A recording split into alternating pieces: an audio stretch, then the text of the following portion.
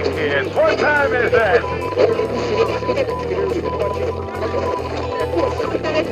Hey, it's Edson with GeekTime TV, doing a quick review on Dune Prophecy, Episode 3. This recently came out, and I will be talking about spoilers here, so just be aware of that in case you haven't seen the episode yet. So, at the end of the last episode, the Bene Gesserit Sisterhood had basically lost all influence with the Emperor. Valia realizes that the Emperor doesn't have any, she's not important to him anymore because the mysterious character Desmond Hart showed up and has his ear now, and she even tried using her powers of the voice to stop him, but that didn't help. So she's turned away, and we go into episode 3, and it's basically almost the whole thing is a flashback episode. We go back 30 years to a younger Valia, to a younger Tula, her sister. This is before they joined before they were part of the Sisterhood. And we see the Harkonnens have been exiled to this cold, almost like a frozen wasteland planet called Lankville. They've been exiled there because back during the war with the AI, the machine, war with thinking machines, there was one of the Harkonnen leaders that were fighting alongside everyone else was accused of cowardice by an Atreides, and then as a result of that, the Harkonnens seem to be exiled here, and they don't really have a high standing. So she's obviously very bitter about this, wants revenge against the Atreides, wants to do something to change the situation, to bring back honor to the Harkonnen name. She's very bitter, very defiant. Her parents try to calm her down and say, just keep your head low. Things will get better for us. We don't want to start anything, but she has no part of this. And she has a lot of influence over her sister Tula and her brother Griffin, and they seem to both agree with her because of her influence. So her brother Griffin is heading to see the Emperor to try to negotiate a better trade agreement for the Harkonnens to better their standing. And while they're there, they're hearing rumors that Vorian Atreides, who was the Atreides leader back during the wars with the AI, and the one supposedly who's responsible for the accusations against the Harkonnens and that landed him in this bad spot. He's over there with the Emperor and Solicitus Secundus.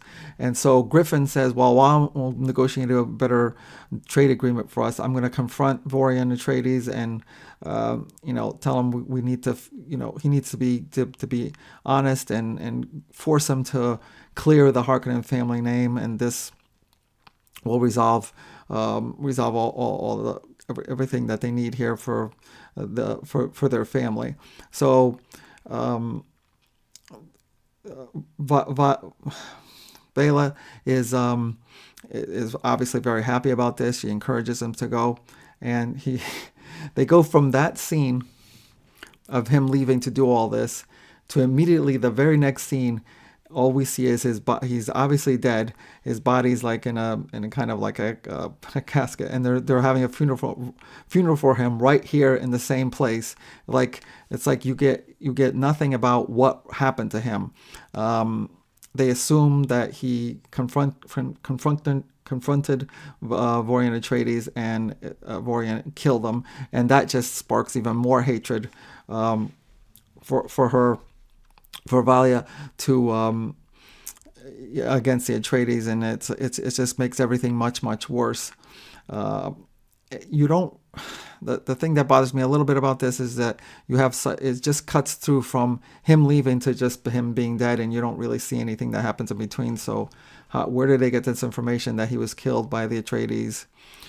Anyways, that just wants her to having just that much more hatred and rage, that she wants revenge. But she is supposed to leave for Wallach 9 to be training with the Bene Gesserit Sisterhood, And this is important for the Harkonnen family. This is something that will help them. So what she does is she talks to her sister Tula, and Tula tells her, you know what, I'm going to work on what we can do about the Atreides. So then we see Tula is here in a totally different place. She looks like she has this relationship with this young man Ori, and it looks like he's definitely infatuated with her, and it's like they're a couple. They're at least from his point of view, he's completely in love with her. She tells him, and they're about to go meet for the first time. She's going to go meet his extended family. They're at this place where they have this kind of I don't know if it's annual, but one of the things that they do is go on this big hunt for these dangerous animals, the Silesian bulls. And while they're there, he brings her there and to meet the family. And she's very nervous about it. He's like, "Don't worry about it. They're gonna love you and everything." So the men go off on the hunt. Ori comes back, and his horse is mortally wounded. He's obviously upset that the horse is suffering, and is not gonna. There's no way that he's gonna get any better. So Tula shows that she has a specific knowledge and skill about extracting a certain fluids from an animal that is highly poisonous. And what she does is she puts it in a kind of like an injection and injects the horse with it. And the horse, dies very peacefully without any pain. And he's still very upset about the death of his horse, but he's at least very grateful for what she did for the horse. So later on at night, the two of them are together in like this tent-like structure, and once again he tells her how much he loves her, and he actually proposes to her, and she's obviously not obviously, but she's kind of like taken aback. They haven't really known each other that long, but he's like, yeah, he wants to get married to her. She's happy, and they go to bed together.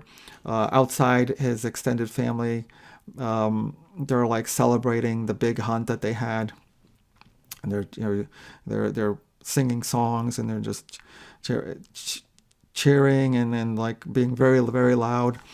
And at this point, you get an inkling of something of what's really going on here, because what they're singing part of what they're singing outside is that they say the name Atreides over and over and over again, and you realize that she's actually in a relationship with an Atreides. And so I started thinking that that the scene of her, putting the horse, giving him a mercy killing might be a little bit of a foreshadowing here.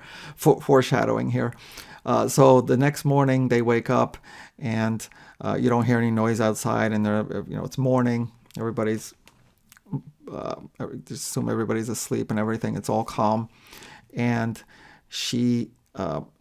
Tula is nervous because she wants to tell him. She tells him that she lied to him, that she's actually not. She had given him her last name as Vale, and she was like, "My last name is not Vale. It's actually Harkonnen," which obviously he's taken aback because he knows. Everybody knows what's going on. There's a big feud between the two families based on what happened, but he recovers quickly. He says, "You know what? Don't worry about it. The feud between our families that's their problem. It doesn't have to affect our relationship. I still want to marry you, and we'll work it out."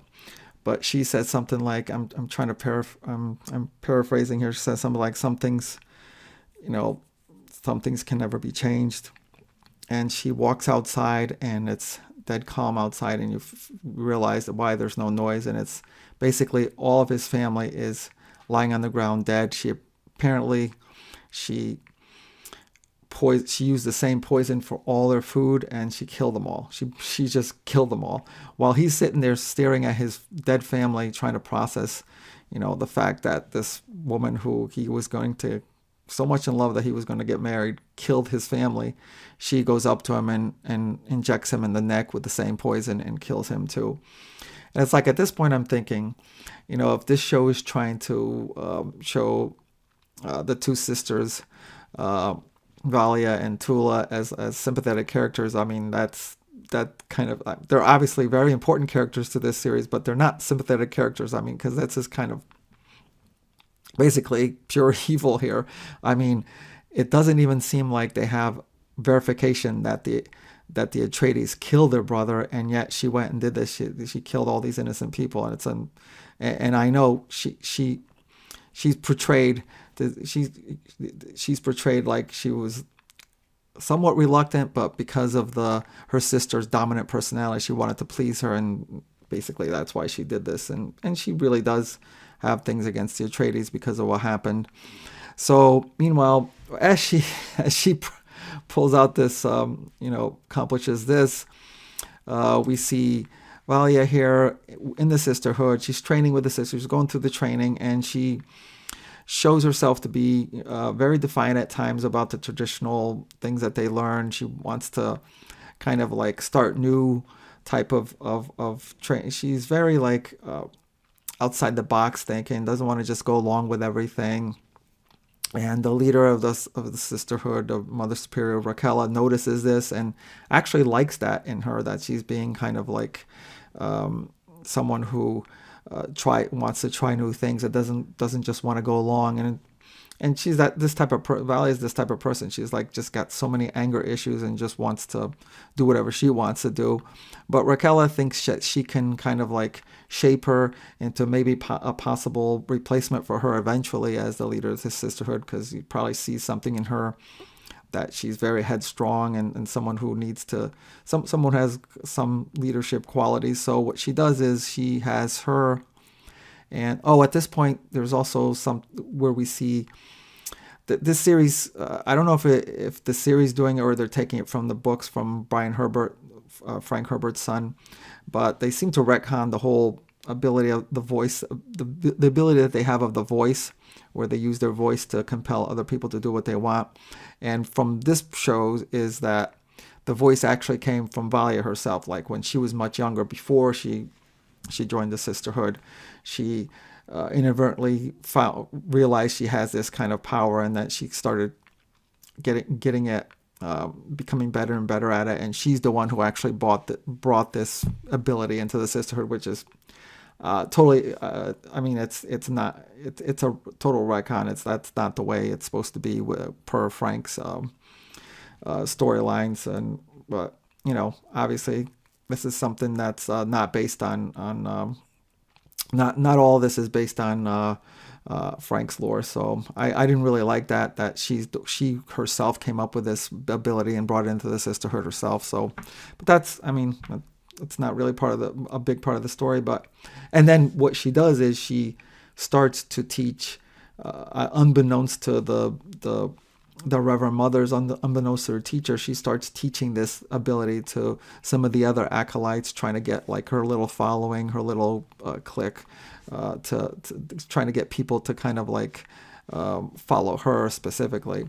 So Raquella decides that she wants Valia and her granddaughter Dorothea, who is another kind of like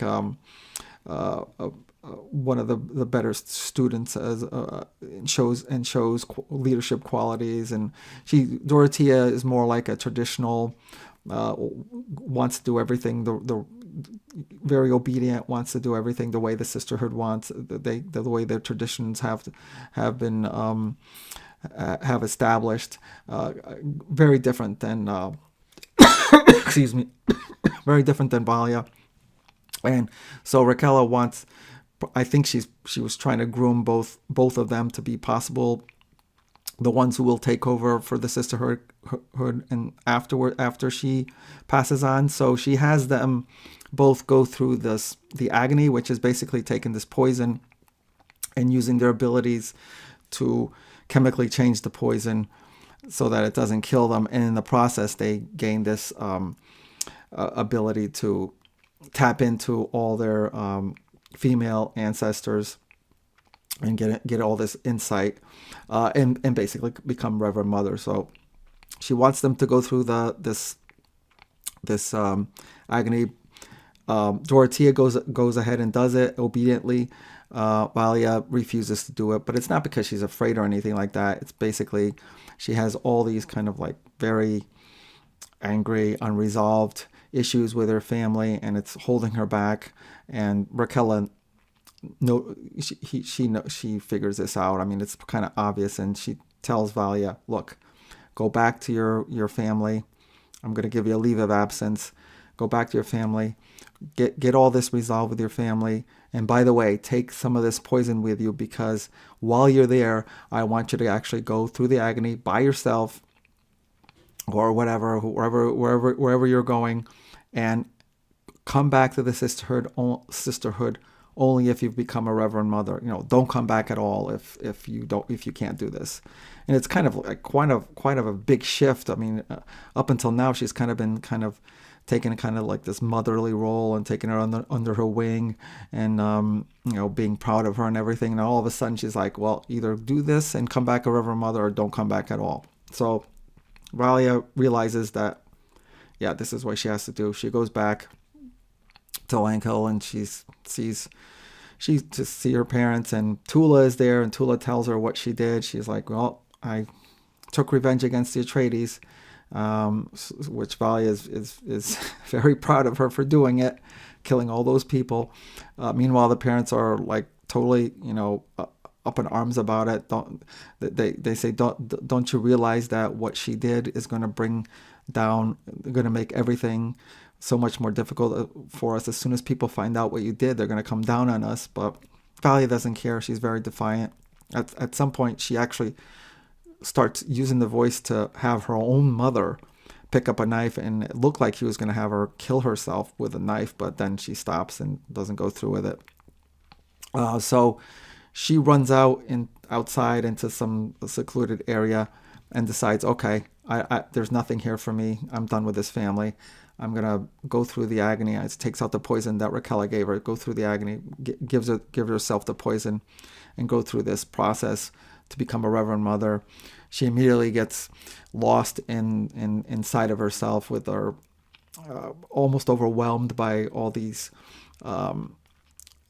female ancestors coming out of everywhere, and it doesn't look like she's going to make it. But then she hears her sister Tula's voice calling her back, and she does come back and make it, now a reverend mother, having successfully gone through this process. And and Tula is there. She basically ran out after her at some point and found her, and just in time started calling out to her and helped her through this process, which is lucky, because if her sister hadn't been there, she wouldn't have made it back. So she's now a reverend mother. She tells Tula, you know what, we're done here. Come with me to the Bene Gesserit. We have a new purpose now. We're gonna, basically, she's saying that, we're gonna go and take charge over there, and we're going to do a lot of great things with the Bene Gesserit sisterhood, because we're going to have a lot of influence, and then we can accomplish whatever we want to accomplish. So that's most of the episode, is like that big flashback that ends there. Then at the very end, we come back to with the present day of the show, and we see an older Tula back on Wallach 9. She's temporarily taking over charge of the Bene Gesserit sisterhood, because remember last episode, Valia had gone off to see the Emperor.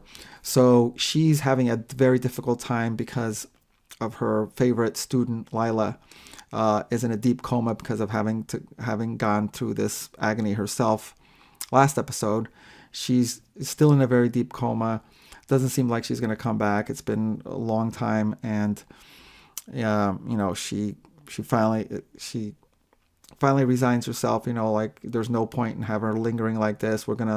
She has all the other students come and say goodbye to her, and she's saying, okay, we're going to have her pass away, and then that's the end of this, which is actually not what she does, because then we see in the scene later on, she goes down deeper into underground, into this chamber way underground, where most of the sisterhood doesn't know anything about, or actually has no access to it. Basically, only Valia had previous to this, and her, now that she's in charge. She goes underground, and there's her the body of Lila encased in this like glass-like container, and there's like spice essence all around it. It looks like the spice essence is like keeping her alive in somehow.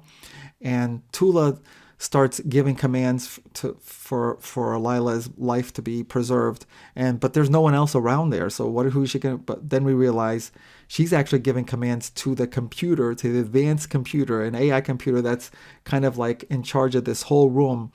And we realize, oh my gosh, they're using an advanced computer, which is something that's totally against what the laws of the Empire. It's like this is the one thing you're not supposed to be doing because of the whole war against the thinking machines.